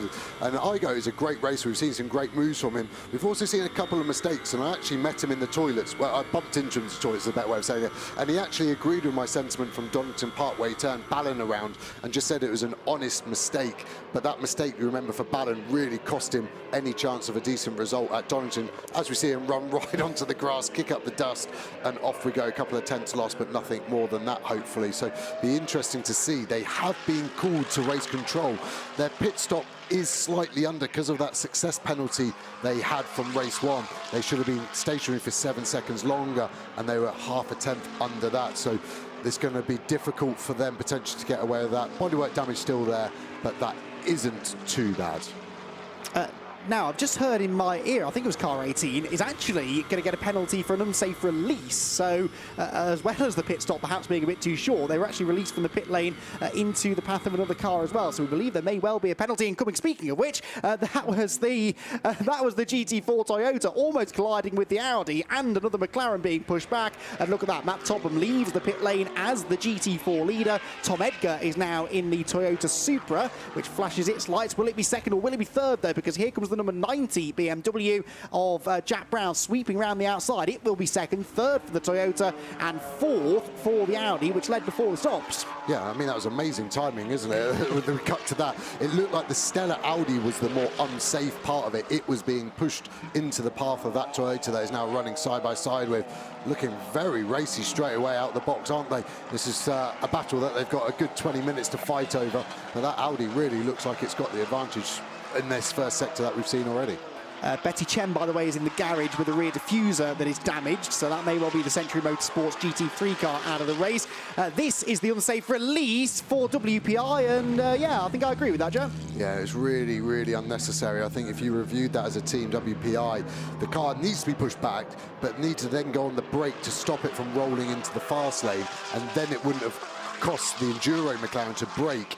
It would have had to hold and then go behind it, so maybe the desperation was to get out in front of the car, but then they go under their pit stop time anyway, so it's like a double negative. And it is such a quirk in these sprint races, Alton Park and here, where you have to push back. It is a really difficult thing for the teams to factor in to that minimum pit stop time that we're talking about. And they do that because it is such a small pit lane. There aren't enough garages actually for each car to have a garage, such as the grid size these days in British GT, so that's why they have to pull in diagonally to allow space. If everyone were to come in at the same time, for example, then they need to have space for all 31 cars to do that. So 18 will drop down the order. 48 though is still running strongly within GT4, and Tom Edgar now in that car, still showing us Jordan Collard for some reason on the timing screen, but he is still just ahead of Richard Williams. Now, we saw that the Audi was involved in a pretty close moment in pit lane. What do you make of this, Jan? So yeah, again, being pushed back, just stays out the fast lane, pulls away, and goes, stops, goes. You can even see the stellar engineer on the pit wall with his head in his hands there. There was no contact and the Toyota's in front, so if the race director Peter Daly's in a good mood, he might let that go as a verbal warning rather than a penalty. And it is hard as a driver. I've had it a lot where see this really, sorry, I'm going to cut my own words up here, Mia Fluid, Stuart Proctor, Loggy and Tilbrook, and then I go on the back of it. This battle is going to get really hot. Looks like potentially that Stuart Proctor was a bit quicker than Mia Fluid into turn one. GT4 car, bit of contact side to side. You heard the crackle of the exhaust of that McLaren Greystone GT car, and that's just the unburnt fuel when the traction control is active. It does add a bit of drama, but this is going to be an amazing battle. Sanson on the back of that with Malik in there as well. 3 wide potentially going there. Morgan Tilbrook down the inside of Loggy. Then Malikin down the inside of the Bentley with Igo down the inside of the GT4 car. Was that 3 overtakes in one corner with 6 cars? Something like that. It's hard to keep up with, isn't it? What I can tell you is that Tilbrook got past Loggy. What happened behind between Malikin and Sansom? I think Malikin's ahead. Yes, he is. Igo now tries to get up the inside. Meanwhile, the lead gap is coming right down. It was a 2.5 seconds at the line. Close moment there for Sansom, who ends up wide on the grass at the corner, which he had a spin earlier on as well. There are lots of cars being investigated for pit stops that are too short, including WPI and, unfortunately, the 76 McLaren, which just lost 3rd place. Mia Fluid has dropped behind Flick Haig and is being investigated for its pit stop time. The Mustang of Matt Cowley now moving up to battle with the Audi. That is a change for 4th position in GT4, and Matt Cowley is going to be on a mission here. He was the fastest driver in Q1 yesterday for GT4, and he can sniff an opportunity, certainly for a podium, maybe still a class win. Yeah, and that car just looks so planted around here, doesn't it? That Toyota, we've seen the battle. Tilbrook, a little bit of contact there with the Audi GT4. You feel sorry for these GT4s. They're just having a nice time, and these GT3s just look like such aggressive bullies just pushing them through, but we know they don't want to lose any time whatsoever. So we come back into turn one. Cowley on the inside, letting Fluid go. Will Proctor try and get past him here? No, Cowley shuts the door in front. Nice, obvious driving. That's what you want as a GT3 driver. Is the GT4 just to show intent what they're going to do. Tilbrook to the inside. No, not close enough on that occasion. Stuart now past that GT4, back behind Mir. Tilbrook right on his rear bumper. This is getting super spicy, isn't it? It is. There goes Flick Haig through in third position. Mia Fluid has dropped right back, in fact, hasn't she? Almost into the clutches of that group now then. So yeah, Haig third, Fluid fourth, Stuart Proctor in fifth position. And there goes Tilbrook up the inside of Stuart, who tries to go to the outside, strangely, of Tom Edgar. Meanwhile, Loggy and Malikin side by side, as out wide goes Proctor, spins across into the middle of the road, somehow is avoided by everybody. That was a scary moment for Stuart Proctor, who will lose places, yes, but could have lost a lot more than that. That was not a good moment to be spinning across the track. Yeah, I think Ian Loggy was the closest one with Malikin, and that was championship sort of damage to Ian Loggy there, so he's done well to avoid that accident. And it's so hard, you want to get past these GT4s, but like I said half a lap ago, the GT4s are doing their own race, and Edgar wants to take the racing line and go out wide. So yeah, it's difficult.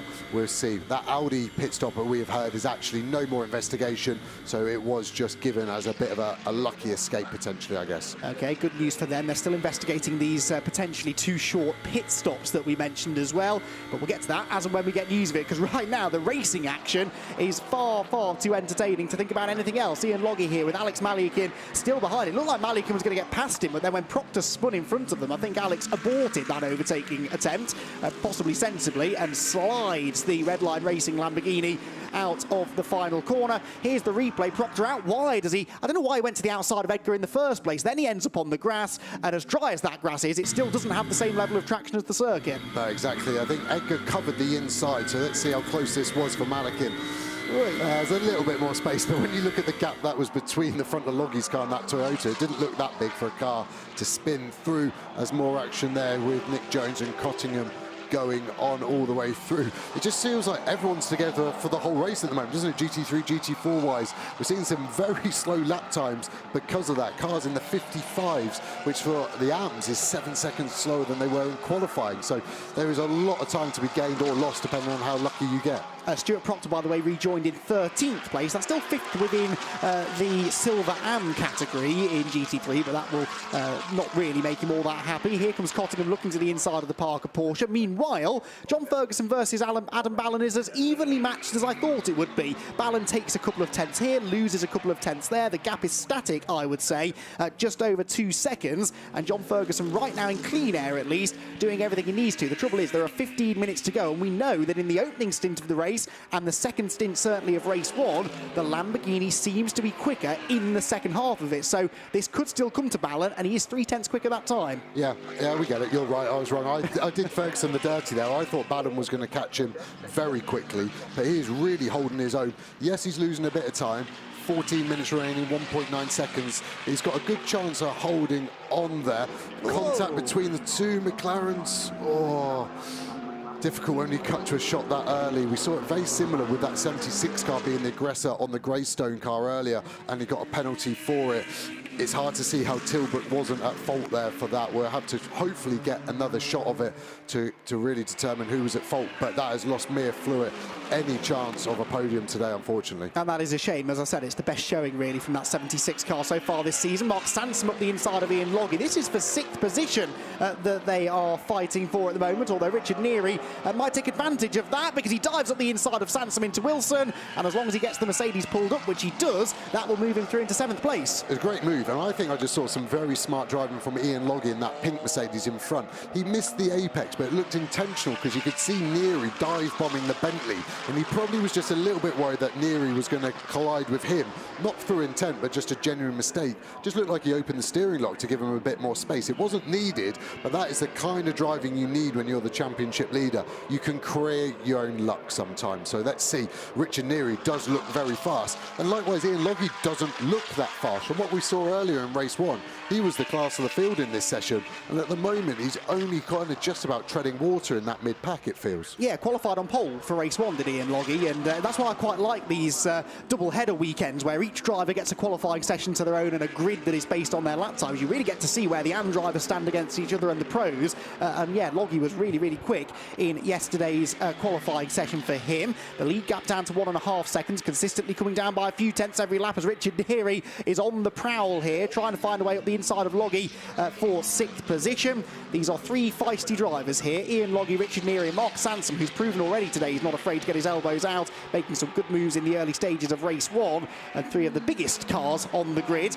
doing battle around this very narrow circuit. And that, I think, is why we're seeing the overtaking we're getting is often quite forceful. You've got to really make the lunge and commit to the move, because there isn't really the space. No, exactly that. If you see a gap that's at least 80% the width of your car, you've got to go through it and create the other 20% with your elbows. And unfortunately, it does mean a bit of contact, but it's the only way to really get around this narrow place at Snetterton. The old circuit was a lot better for the overtaking and the flow. This new one is a long lap, but not really a huge overtaking spot, as Neary was really wide there.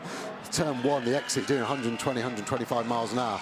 That isn't somewhere I'd want to be fully sideways as he was. But yeah, I don't know who's the feistiest. I definitely wouldn't want to be in a bar fight with either of them. Not that they're nasty people, but they are definitely aggressive. And I think Richard Neary shows that aggression, unfortunately. I said he was pretty sideways at turn 1, and he tops it at turn number 3. Should be able to get going without drama. And I'll tell you who is the happiest man alive right now is Ian Loggy. He has just probably had the biggest exhale of breath you could imagine. He is going to be able to breathe a little bit easier for the last 10 minutes of this race, I would suggest. Yeah, there isn't a lot of love lost between Ian Loggy and Richard Neary either, it's fair to say. They've had their fair share of run-ins, but they've been racing in the championship, the pair of them, for so many years now. That's almost inevitable, really. Here's the replay. It happens quite late through the X. He's almost out of the corner, but just breaks traction as he gets to full throttle. Yeah, I would guess that he probably got to full throttle at the apex 20 metres before he spun, realised he was running wide and had to kind of lift out of the throttle, thus taking a bit of weight off the rear axle, and it just was a lazy loop round, wasn't it? It didn't look like he ran wide, didn't look like he had too much steering lock on, so I'd imagine the rear tyres have just said, thank you, Richard, but not for me anymore. Look at that gap. That's definitely come down, hasn't it? Last time across the line, 1.2 seconds. 10 minutes remaining, 5 laps or so. What have we got here? Neither of them are really in the championship battle that high up. So if you've not got a lot to lose, it's really how much are you willing to put on your insurance excess to get past. Yeah, Ballard and Mitchell 7th in the championship, whilst John Ferguson's all the way down in 17th place. He really doesn't care about the championship standings. You can see there consistently the Lamborghini has been the quicker of the two. 2 tenths quicker, 4 tenths quicker, then another 3.5 tenths quicker as well. And remember that the number 15 car, not only does it tend to struggle, it seems, on tyres towards the end of the stint, but it is on scrubbed tyres. And according to Bryn Lucas, he reckons the 72 Lamborghini, it's not on new tyres, but nearly new tyres, perhaps tyres that have done a few less laps than the Mercedes. And all of this is starting to suggest that the advantage stands in the favour of the Lamborghini. What isn't in Ballard's favour, though, is the clock. Less than 10 minutes left in the race here. Yes, he's catching Ferguson, but he needs to leave himself time to make the move. Yeah, he'll know that this is Ferguson's first year of GT3 racing, so he's already under stress in just keeping that car on the island. And now for Ferguson, he just needs to be very committed to his line. He needs to check the mirror probably once every main straight, but don't stare at it. You're going to spook yourself so quickly. Ballin has really got the bit between his teeth, though, hasn't he? I can't really see a way. Ulysses Powell's happy. I'm not sure he's on a win bonus, because when I've been that close, I can just see the pound signs disappearing as I'm about to lose the lead via my wealthy boss. Sandy Mitchell, pretty calm and relaxed. He's got a lot less to lose when you're in second. It's either second or first. Is a nice result potentially there. Really see it gaining up. Adam will now just be sizing up John Ferguson. Where's he strong? Where's he weak? Where can he mount an attack? Can he then put extra pressure in that area to really make his move that little bit easier? There is no such thing as an easy move, but if a mistake is given to you, then you definitely take it with both hands. Ooh, that is a bit far back. I thought for a second he was going for it, but luckily it looked more of a feint rather than a real move line-up sort of scenario. Almost worked though, because Ferguson wasn't sure whether he could turn in, and in the end he could have done, but he left the door open, and a car length closer, I think Mitchell would have filled that gap. So game on for the race lead then. 8 minutes and 20 seconds to go. John Ferguson looking for his first ever victory in the championship. Adam Ballon looking to try and get his first second of the season in the Barwell Motorsport Lamborghini, the lone Barwell car in the 2022 campaign. Just a bit of news for you. Paddock Motorsport and 76 are both being given stop-go penalties. So are WPI, and that contact between Enduro and 76 will be investigated after the race. But will that be a race won by Ram Racing, or will it be a Barwell Motorsport victory? They are absolutely together now as they make their way through Brundle and Nelson. And as I said, Ballon's done the catching, now needs to make the move. Knowing Ballon as we do we think he's going to force that issue, or is he more of the kind of driver who may wait for the mistake? I'll let you answer that in a moment, because here comes Matt Topham versus the number 90 BMW, which goes around the outside of him through Palmer's corner. This is for the lead in GT4. Jack Brown trying to get the advantage away from Topham, door to door down towards Agostini. Yeah, he just needs to hold the inside here. Topham, he's broken a little bit early. It's a long way round for that BMW, then bled off the brake. It looked to force him out wide. That BMW had serious traction. What a move. I've not seen that work that well, that clean ever. Hats off to Jack Brown and that BMW. And now he looks like he's probably got the pace to escape from Topham in that Aston Martin. So into the lead goes Jack Brown then in the GT4 BMW that he shares with last year's champion Will Burns. They've had 2 podiums but not had a race win yet this year, and it looks now like they might well be able to get it. The BMW accelerates out onto the back straight and already is starting to build a bit of a margin. Now lead battle into Agostini, and here comes another lunge there from Ballon. This time he's a little bit closer again. Ferguson leaves the door open, puts himself on the dirty side of the road. The Mercedes such good traction off the turn though, and he stays in front. And now, Joe, there is traffic on the horizon as well. Yeah, where's that McLaren GT4 going to go? Takes the racing line. Ferguson very clever there, just blocked the inside. Knew he wasn't going past that McLaren, but didn't want to give Ballon a chance. Big slide, cuts across the front. That slide was actually perfect because it got him to the inside of that McLaren and out of the way. Ballon needs to be a little bit careful into turn 4. He's almost crying wolf. If you look every lap, it becomes that white noise, that numbness, and Ferguson's just going to go, well, you're doing it every lap, I'm just going to turn in. If you hit me, it's always going to be Ballon's fault on that entry, if he's not more than halfway down the Mercedes door, really. And I can't see that lunge happening on the brakes, purely on the sort of brake zone that we've got at turn number 4 there. Good driving there from one of the GT4 cars, staying well out of the way. Ulysses Pound looking a bit more nervous now, maybe, than he was a few minutes ago. Sandy Mitchell stoically looking at the screen, waiting to see whether, over the next 5 minutes and 40 seconds, Adam Ballon can get the lead. He's very late on the brakes, almost gets into the back of John Ferguson. Maybe a bit of a suggestion there that Ballon is starting to push the envelope a bit more here. There's some 27 seconds clear of Flick Haig in 3rd place. One of these 2 cars surely is going to get the victory in round number 6 of the Intelligent Money British GT Championship. 5-minute shootout then between Ferguson and Ballon, and again more traffic up the road. A Century BMW and a Seto Ginetta. Up the inside goes Ferguson. He's too far back though to get past the Ginetta. Runs a bit wide as a result, but no gap for the Lamborghini. No, exactly, and again he did well with the traffic there, Ferguson. So far been very sort of calm and calculated with it. I'm just surprised he hasn't been a bit more aggressive with his defence at times to Ballon. It'd be interesting as they get closer. It's almost a bit of a sort of an alpha male off, really, once you're in a battle like this, is who has got sort of the bigger bully element of it. As Ballon was very fortunate there that the Century BMW gave him half a car width, because he was really lunging there. He wasn't in control of where that car was pulling up for the hairpin. So yeah, we're going to get, what, probably another 2 laps as that Century BMW then runs very wide. Keeps going straight, so it's fine. But yeah, I've got a sneaky feeling Ferguson has got enough to repel this challenge now. I'm glad you said that, not me. Out of Williams they go then. At this part of the circuit, I agree, actually. Ballon closes in through Agostini and Hamilton, but then through Oggies and Williams onto the back straight. That seems to be where Ferguson's Mercedes AMG is working reasonably well on the brakes. Through the left at Brundle. Use the curb through the left. Don't use too much through the right. That was inch perfect there from both of them. And they get that traction in towards the bomb hole. I tell you, Mia Fluid has just served her stop-go penalty. Leaves the pit lane outside of our commentary box, but these two at the moment not having to deal with too much traffic, making their way through Corham. I think they will have a gaggle of GT4s to deal with before the end of the race, potentially. Ferguson again wide at Murray's, but every time he makes these little mistakes, Ballon just isn't quite close enough to capitalise. No, exactly. Adam almost needs to hang back a little bit, not in distance, but just open the corner up, swing out wide and go for a later apex. Kind of all a bit haphazardy at the moment, isn't it? With the clock remaining, we're going to get 2 more laps. So next time by should be the last lap for these guys. And Yeah, Adam just doesn't really seem to have an answer, but it does look like there's potential contact, doesn't it? They both look very racy. Bear in mind, both of these guys and both of these teams on course for a class win here, because Ferguson and Ulis de Pauw are leading in the Silver Am category, Ballon and Mitchell leading in Pro-Am, but right now, that's not on their mind. They're not interested in their individual class positions. They want an overall race victory, and again, Ballon closes in through Agostini, but as we've seen for the last 3 or 4 laps, he just can't get up the inside of the Mercedes, and by taking that tight line in, he's slow on the exit. As quick as he is through Hamilton, the next corner, it means that he's not close enough then to have a go into Oggies. Yeah, exactly. Like I kind of said, he needs to swing the corner open, concentrate on exit speed, not just keep having these half looks that aren't really doing anything for him. He's tried that for 10 minutes. New tactic now. The team at Barwell, Mark Lemmer, will be screaming at him. He's got no patience for this whatsoever. He will want to win. Sandy Mitchell, that bit calmer, but will definitely have it. And there is that gaggle that you said about. This is about to get really electric, I think.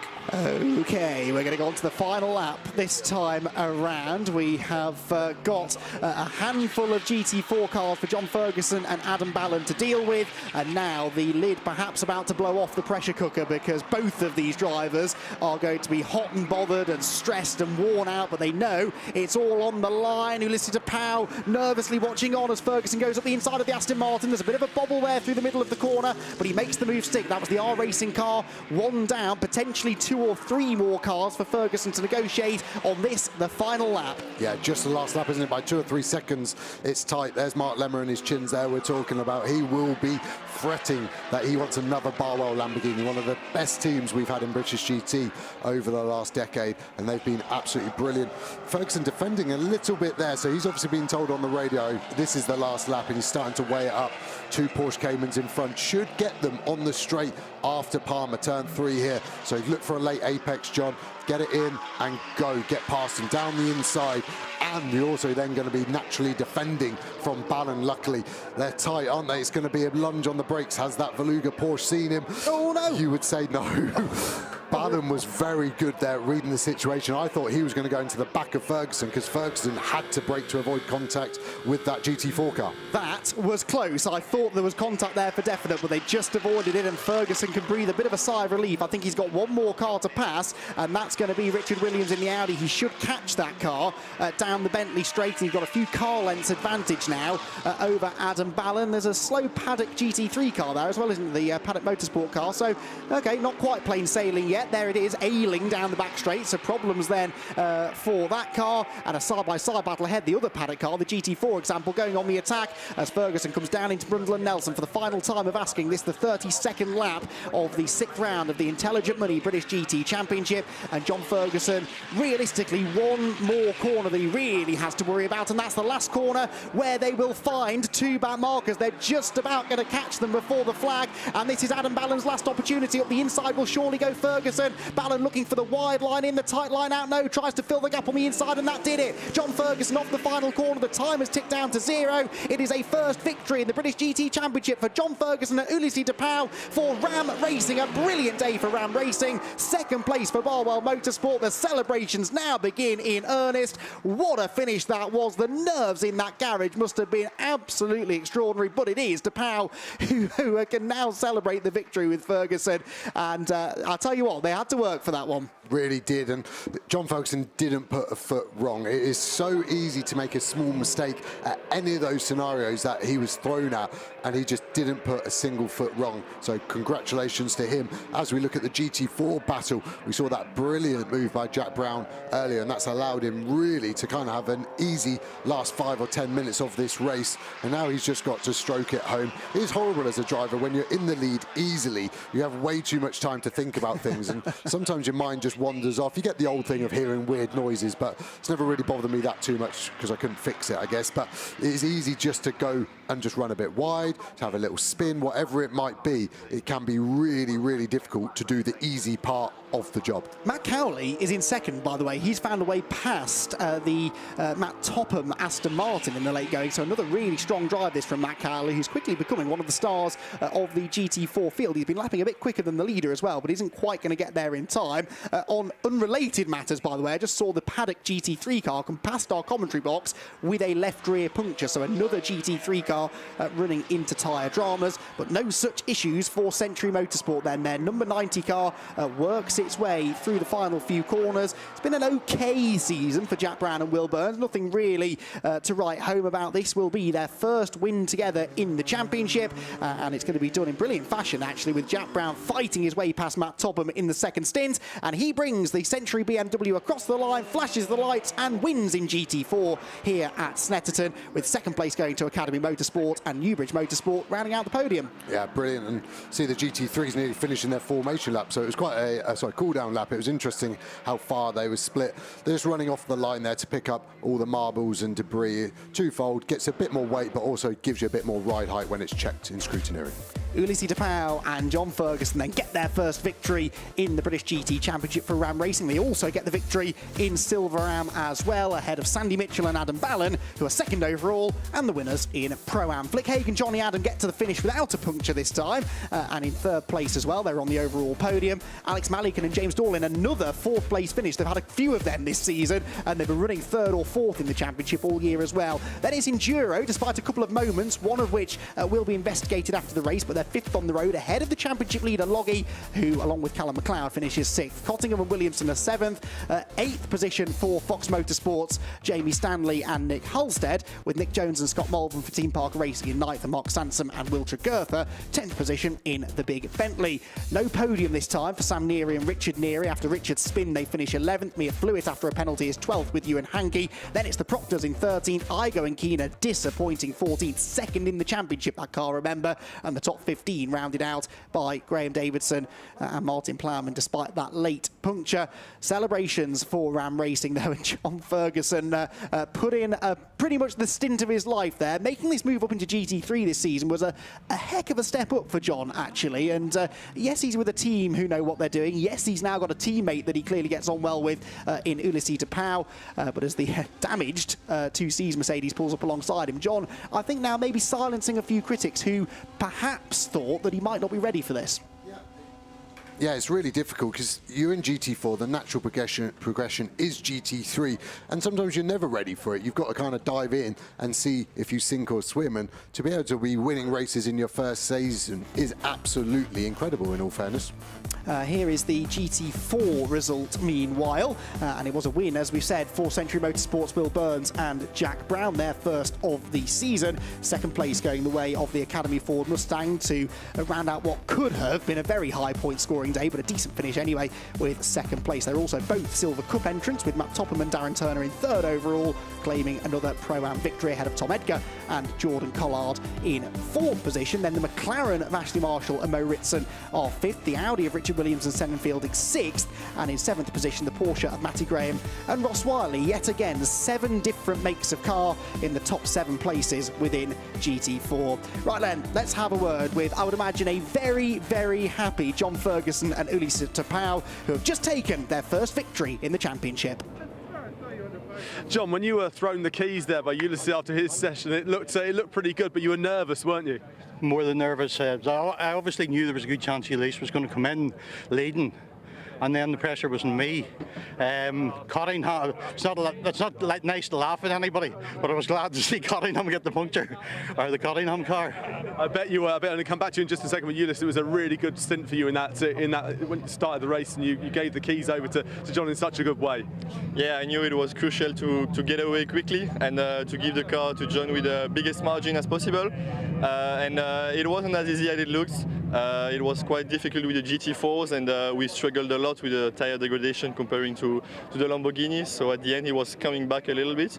But yeah, John did a fantastic job. Honestly, he had a huge stint under a lot of pressure, and he managed to drive with that pressure on himself and don't make any mistakes. So I'm really proud of him. I bet you are. Now you're doing quite well in the UK. Are you going to stay here for good?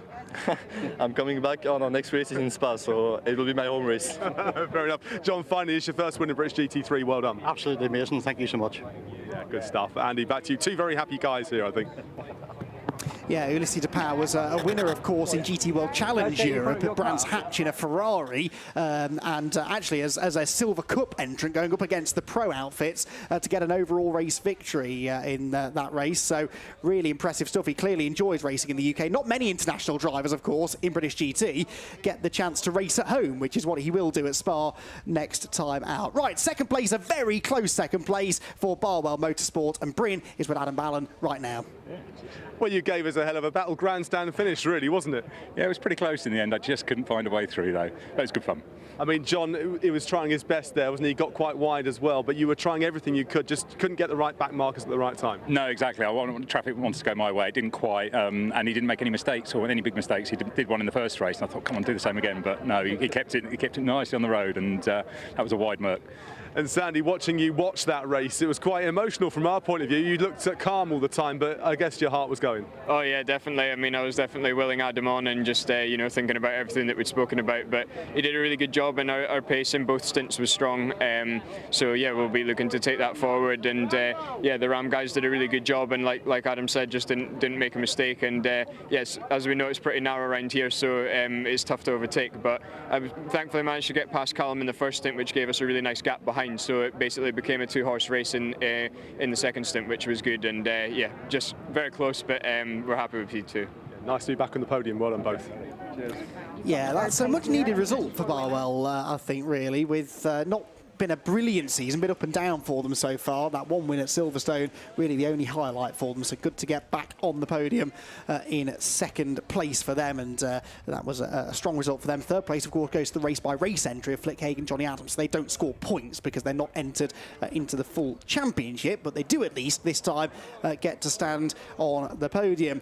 Right then, within GT4, it's a first win of the season for Century Motorsport. Jack Brown and Will Burns, and Bryn can catch up with our GT4 winners now.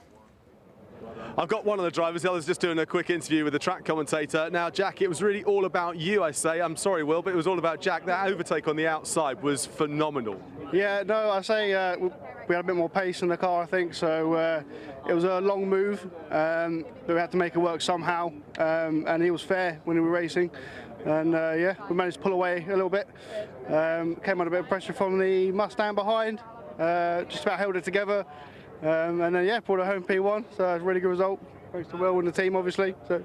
Well, Will, last year we saw you doing this quite regularly. It's been a bit of a tougher season for you, hasn't it? It has a little bit. Everyone seems to have stepped up their game this year, but it's just, we're really pleased to obviously be able to finally get on the top step. We've just been there or thereabouts, just sort of getting third places and second places, but we're really pleased that we can get this home for Century, because they've been working above and beyond to try and give us the best car possible. So this is a big thanks to them.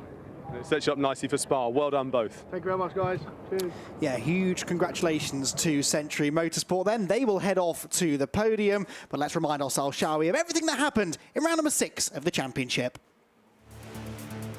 Pole position for Ulisses de Pauw was converted into the race lead at the start of our second race here at Snetterton. He had Lewis Williamson alongside him, but Lewis not able to get through into turn 1, where, unfortunately, Marcus Clutton was fired off the road after three-way contact, which involved Johnny Adams' Mercedes. Speaking of three-way contact, it got a bit close for comfort in GT4 as well, with the Assetto Ginetta squeezing the Paddock Motorsport McLaren, and lots more body panels went flying. It was aggressive stuff in that opening stint. The pro drivers as evenly matched as we're used to seeing. Callum McLeod in third place was defending busily from Sandy Mitchell, who tried around the outside of the Wilson hairpin, pulled off a cracking move to get the inside for the left-hander at Palmer's, and finally broke through into a podium position. The first car into the pit lane was the Red Line Racing Lamborghini, which was pitted by James Dorlin to try and get out of traffic, and then the floodgates opened as the other pro drivers towards the end of the pit window finally elected to come into the pit. John Ferguson emerged with a 3 or 4 second lead over Adam Ballon in the Lamborghini, but that gap, particularly in the final 15 minutes of the race, started to come down by half a second or so a lap. Ballon was definitely quicker towards the end of the race. The drama further back involved Stuart Proctor, who had a scary spin at Agostini, was nearly collected by the championship leader Ian Logie, and then contact between Enduro and 76 sent Mia Fluid out of a top 5 position. She would rejoin towards the back of the pack. Late in the race, it was a change for the lead in GT4 as Jack Brown reeled in and then went round the outside of Matt Topham's Aston Martin. Topham held on to third in the end in the class and claimed a Pro-Am victory, but for Jack Brown and Will Burns, it was a first victory of the year together in the GT4 Century Motorsport BMW. Despite a late challenge from Adam Ballin, it was John Ferguson who held on to take his first victory. The same for Ulissi de Pauw. Ram Racing victorious again here at Snetterton. So a dramatic second race. I would argue, Joe, even more dramatic than the first there. The opening half of the race between the pros, incredibly competitive. Then some really interesting stories developing there in the Am stint as well. And I'm sure after two 60-minute races today, the drivers are going to be looking forward to a good rest tonight after they've celebrated on the podium. This double race format, I know they're shorter races, but it almost feels like they're more intense in a way. Yeah, you've got to pump yourself up twice for two races, two race starts, two podiums if you've had a good day. And maybe Flick Hay and Johnny Adam actually went under the radar a bit there, didn't they, to get on that final podium position. Really good to see him back in the championship, obviously former champions from a few years back. So got such a competitive GT3 field, and to see so many different podium people today really shows that is a very even split across the field. Yeah, 2018 champions together were Flick and Johnny in an Aston Martin, of course, these days racing this Mercedes. Second place for Barwell with Ballon and Mitchell, but the victory for Ulissi de Pauw and John Ferguson, who I think is pretty happy with his day's work as well. A really sublime effort that from both of them. De Pauw to build up the margin, which then meant that Ferguson could sort of ease himself into his stint, but then John had some real defending to do at the end as well, and I wonder if they'll be able to challenge for more victories over the remaining three races. We're off to Spa in Belgium next, then the Brands Hatch Grand Prix circuit before it all gets decided at Donington Park on the Grand Prix layout as usual. So 3 more 2-hour races to come, 3 more opportunities then for teams and drivers to get good results and also to score good championship points. Doesn't necessarily apply to these 3 teams, actually, none of whom are particularly fighting for the title. We can have a look at who is fighting for the championship, because this is how the standings look. It's a good lead still for Ian Loggy, because Michael Igoe and Phil Keane had a bad race, but look how close it is behind. Igoe and Keane 1 point ahead of Malikin and Dorlin, who are 1.5 points ahead of Ballon and Mitchell, who are 2 points ahead of Marcus Glutton and Morgan Tilbrook. So what, 4.5 points between 2nd and 5th in the championship. Callum McLeod then is 6th. James Cottingham and Lewis Williamson are 0.5 point behind him in 7th, ahead of Adam Carroll and Sean Balfe, with Jules Gounon rounding out the top 10 in the championship, with Jules only doing a half season, hence why Callum McLeod was in the number 6 car this weekend.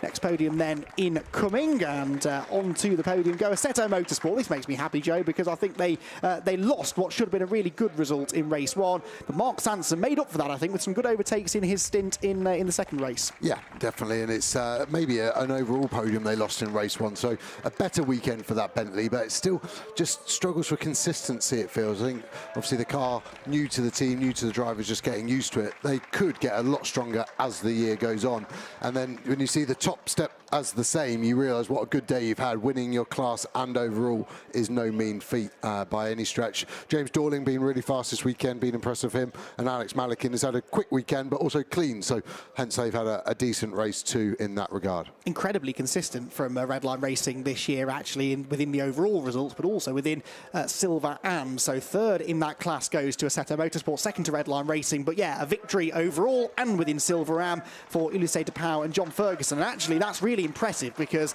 a Silver Am combo should be slower than an out-and-out Pro Am lineup, where the Pro driver is a gold or even a platinum graded driver. A silver graded driver leading the team in Ulissi de Pauw is a really hard thing to get them onto the top step overall. They get the class win, but to beat some of those really, really quick and experienced Pro drivers within the championship is all the more impressive. Silver Am class has not only its own podiums and race results, but its own championship as well, and that is being led by 33 points by Alex Malikin and James Dorling. But of course, John Ferguson with a good weekend here at Snetterton, moving up into 2nd place, 4 points ahead of Mark Sansom and Will Tregurtha in the Bentley. Then the Nearys are 4th, the Proctors are 5th, with de Pauw again only doing a half season, having replaced Jamie Caroline in that car midway through the year, is there in 6th ahead of Kellen Watts, Angus Fender and Betty Chen towards the back of Silver Am. But in the teams championship then in GT3, a very very convincing advantage now for Ram Racing. Look at that. They're, what's that? Nearly 80 points ahead now of WPI Motorsport, who are only 1 ahead of Redline, who again are then 1.5 points ahead of Barwell. They're 2 ahead of Enduro. So take Ram Racing and Ian Loggy out of the equation, and it's one of the tightest seasons we've had for years. But Ian Loggy definitely looking strong now in the overall GT3 Drivers' Championship. Right, enough of GT3. Let's talk about GT4 now. And the overall top 3 finishers, Matt Topham and Darren Turner, getting onto the 3rd step of the podium. It's not quite a win this time. Darren Turner drove well in his stint, but Matt Topham, again, against those silver drivers, couldn't quite hang on to it. Still gets 3rd, though.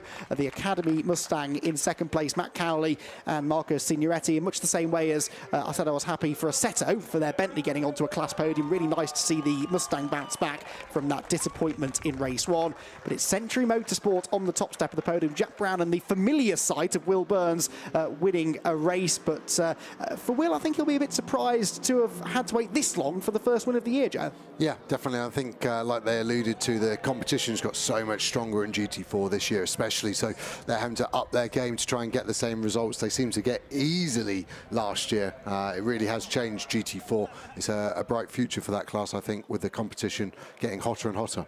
Yeah, I mean, I keep saying it, but 7 different makes of car in the top 7. Not many championships out there, be they GT racing or otherwise, can boast those sort of statistics. That's really shows that balance of performance we've spoken so much about this weekend is doing its job. Jack Brown and Will Burns did their job as well, though, and they now get to celebrate with the champagne on the sunny Snetterton podium. And Darren Turner just cools them off a little bit. Very generous guy, and he didn't want to use any of his champagne on himself, and instead allows the others to benefit from it. Darren Turner's been on a few podiums in his career, I think it's fair to say.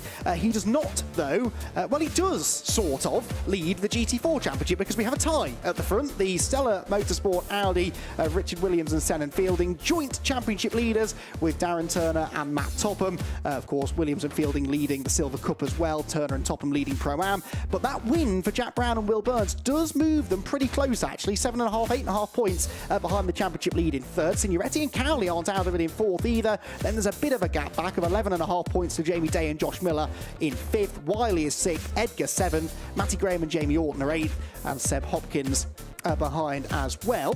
What about the Teams Championship? If that's how tight it is in the drivers, what does the Teams Championship look like? Well, it's Century ahead. They may have only won 1 race in GT4 this season, but they are ahead of Stella Motorsport with Newbridge in joint 2nd, in fact, Academy 3rd, and R Racing rounding out the top 5 in the GT4 Teams Championship.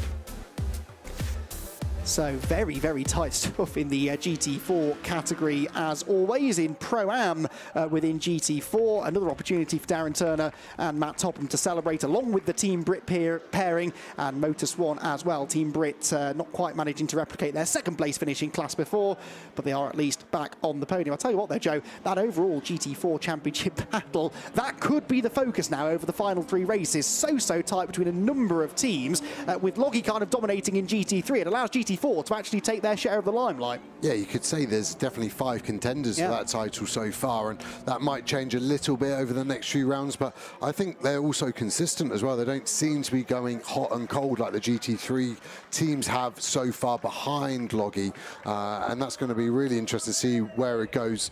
And it's a bit close to call. I really like the look of the Mustang this year, but just doesn't seem to get the luck of the others, maybe, would be the negative to their campaign so far.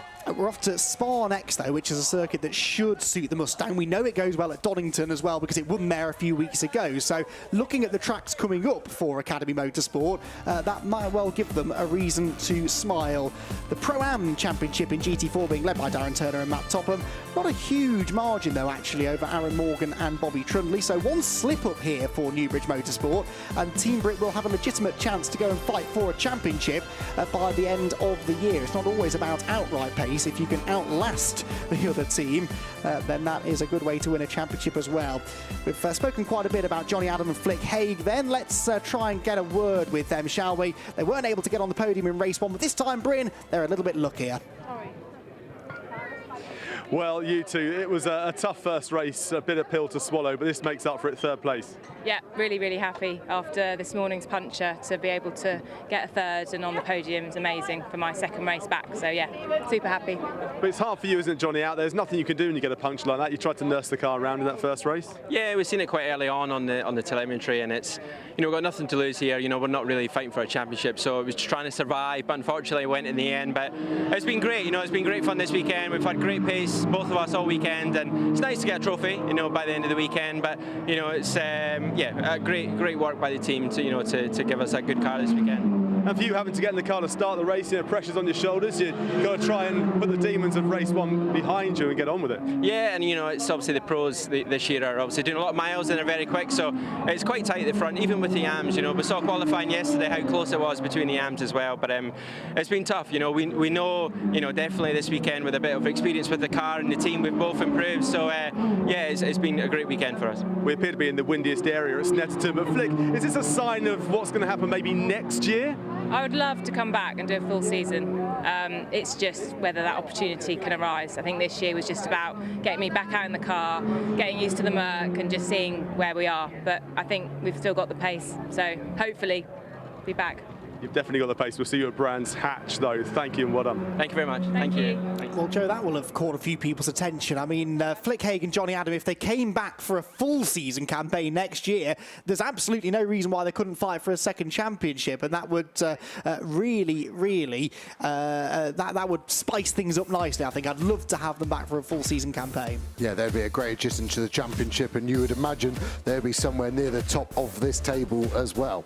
They would, which is topped by Ian Logie. This is Pro-Am in British GT3. Igo and Keane second, and again, they're somewhere adrift as they are in the overall championship standings. Ballard and Mitchell then are third. Callum McLeod there in fourth place. I mean, McLeod could finish second place in the championship potentially behind Ian Logie at this race.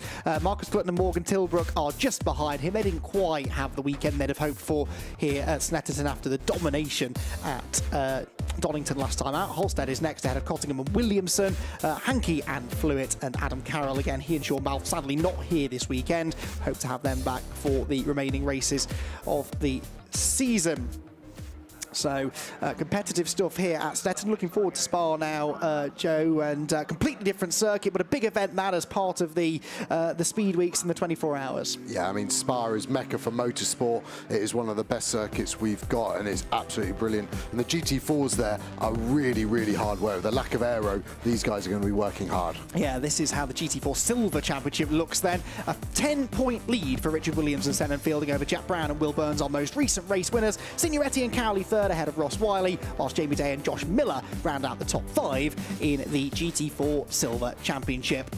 Well, a fantastic pair of races here at Snetterton to set us up nicely for the run home in the championship. 3 more races, 6 hours of racing still to come in the championship. Then we head to Spa next. Be sure to join us for all of the action for that 2-hour race, which kicks off the speed weeks in the build-up to the 24 hours. For now, though, from myself, Joe Osborne and Bryn Lucas here from Snetterton, that is all. We'll see you again next time.